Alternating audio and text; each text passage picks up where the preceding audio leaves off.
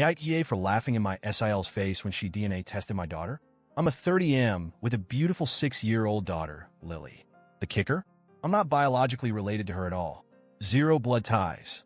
I've been in her life since she was born, but not in the way most people assume. Here's the backstory. I grew up with Lily's mom, let's call her Sarah. We were practically inseparable as kids, and she was like a sister to me. We were never romantically involved, not even a hint of it. Sarah met her husband, Mark, when she was 23, and they were married soon after. A year later, Lily was born, and they were the happiest little family you could imagine. But then, life threw a tragic curveball. When Lily was just 3 months old, both Sarah and Mark were killed in a horrific workplace shooting.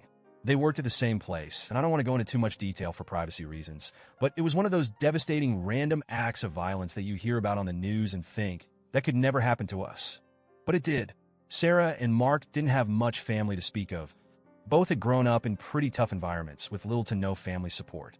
No siblings, no close relatives that could take Lily in. And then there was me, their closest friend, who knew them inside and out and loved them like family. When the dust settled and there was no next of kin to be found, the responsibility of Lily's care fell to me. It was either I step up or she'd go into foster care, bouncing around a system that's often more harm than help. Now, I'll be honest. At 24, I wasn't planning on having kids, let alone raising one on my own. But there was no way I was letting my best friend's daughter, this tiny little human who was already dealt such a crappy hand in life, grow up without someone who genuinely cared about her. So, I adopted Lily. I've never regretted that decision for a second. She's my daughter in every way that matters. My parents, siblings, and close friends all know that Lily is adopted.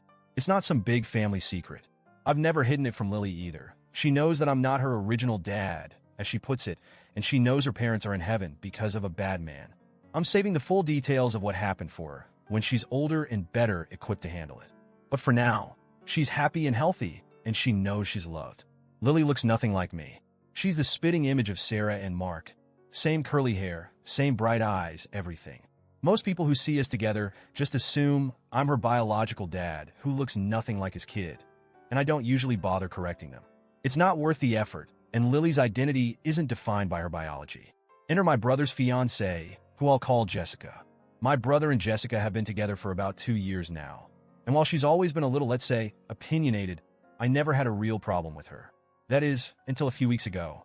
We were all at my parents' house for a family get-together when Jessica noticed an old photo on the wall. It was a picture of me, Sarah, and Mark from back in the day. Jessica pointed to Sarah and asked who she was. I told her that was Lily's mom and left it at that. Jessica went quiet and stood there staring at the picture for a while, like she was trying to solve some sort of puzzle. I didn't think much of it at the time.